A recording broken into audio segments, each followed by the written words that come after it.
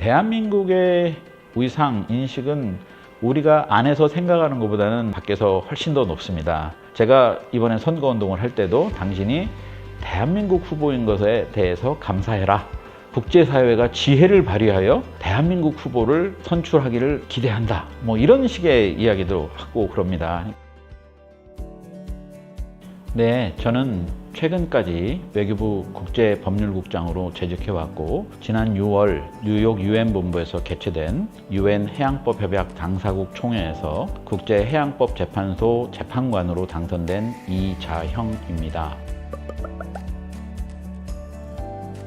국제해양법재판소는 국가들 간의 해양에 관해서 분쟁이 있을 때 이 문제를 해결해주는 상설 국제재판소입니다. 국제해양법재판소의 결정은 최종적이어서 상소할 수 있는 게 아니고요. 분쟁 당사자들을 구속합니다. 그렇지만 분쟁 당사자가 아닌 경우에도 국제해양법재판소의 판결은 구속력은 없더라도 권위를 가지고 있기 때문에 국가들 간의 행동 지침으로 작용할 수가 있습니다. 1996년 국제해양법재판소가 설립된 이래 우리나라는 지금까지 쭉 3번 연속해서 재판관으로 당선시켰습니다. 우리나라가 이렇게 3번 연속 해양법재판소 재판관을 배출할 수 있었던 배경은 후보자 개인의 자질들도 있었고 우리나라가 국제사회에서 얻는 신뢰와 기대 같은 것이 함께 작용을 한 부분이 있습니다. 해양은 지구 표면적의 70% 이상을 차지합니다. 그래서 전통적인 무역로로서의 역할을 가지고 있을 뿐만 아니라 수산자원, 광물자원, 그리고 이제 과학기술이 발전하면서 유전자원의 보고이기도 합니다. 최근에는 기후변화 문제와 관련해서도 해양이 갖는 역할에 대해서 점점 더 그 중요성이 인식이 되어 가고 있고요. 그래서 이러한 해양 질서의 형성, 유지, 발전 과정에 중요한 역할을 담당하고 있는 국제해양법재판소에 대한민국 출신 재판관들이 계속해서 진출한다는 것은 이러한 해양 질서의 유지에 우리가 지속적으로 참여할 수 있다는 측면에서 큰 의미가 있다고 생각할 수 있습니다. 대한민국의 위상, 인식은 우리가 안에서 생각하는 것보다는 밖에서 훨씬 더 높습니다. 제가 이번에 선거운동을 할 때도 당신이 대한민국 후보인 것에 대해서 감사해라. 뭐 이런 이야기를 하기도 하고요. 그리고 또 하나는 국제사회가 지혜를 발휘하여 대한민국 후보를 선출하기를 기대한다. 뭐 이런 식의 이야기도 하고 그럽니다. 제 개인적으로 듣기 좋은 말일 뿐만 아니라 대한민국의 위상이 국제사회 속에서 얼마나 큰 위치를 차지하고 있는가 하는 것을 단적으로 보여주는 것이죠. 기본적으로 국제사회는 대한민국에 대해서 큰 호감을 가지고 바라보고 있습니다.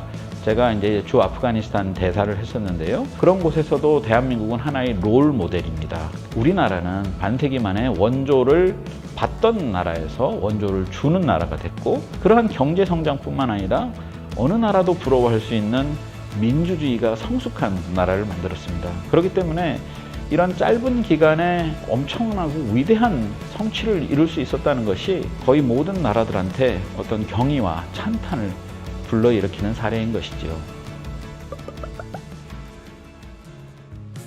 현재 전 세계적으로 K-클래식, K-팝, K-무비, K-드라마, 전반적으로는 K-컬처에 대한 선풍적인 인기가 있습니다. 이런 인기의 배경에는 무엇보다도 우리의 문화 저변이 튼튼하다라는 생각을 하고 있습니다. 우리 한글이 있고요.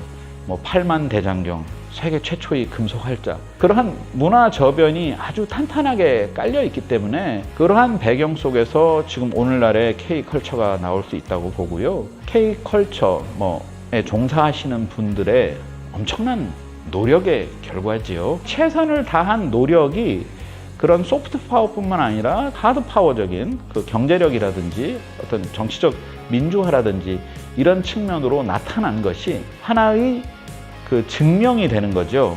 소프트 파워가 있다라는 것은 결국 한국에 대한 호감이 있다라는 거잖아요. 그러니까 외교라는 거는 상대방의 마음을 얻는 건데 한국 외교관을 만날 때는 상대방이 이미 조금 마음이 열려있는 상태인 거죠. 그래서 이번 선거 과정에서도 사실은 그게 큰 도움이 많이 됐었죠. 이야기를 하다 보면 반은 농담이지만 또 같은 값이면 조건이 동일하다면 한국 후보에게 좀 더 마음을 열 수 있는 그런 배경이 되지 않았나 싶습니다.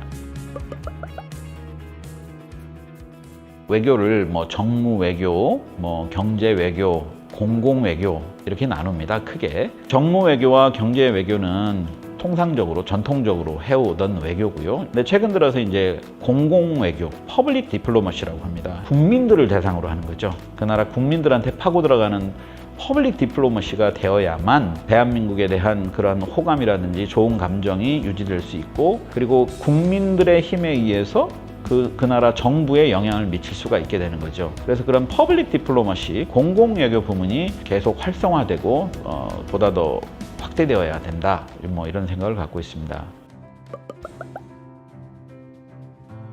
재판관은 아무래도 재판을 잘 해야 되겠죠. 예, 무엇보다 가장 중요한 덕목은 공정성과 논리적인 전개가 치밀하고 정연해야 될 겁니다. 앞서 재판관으로 봉직하신 고 박준호 교수님, 그다음에 백진현 교수님께서 재판소 내외에서도 좋은 평판을 쌓아 오셨습니다.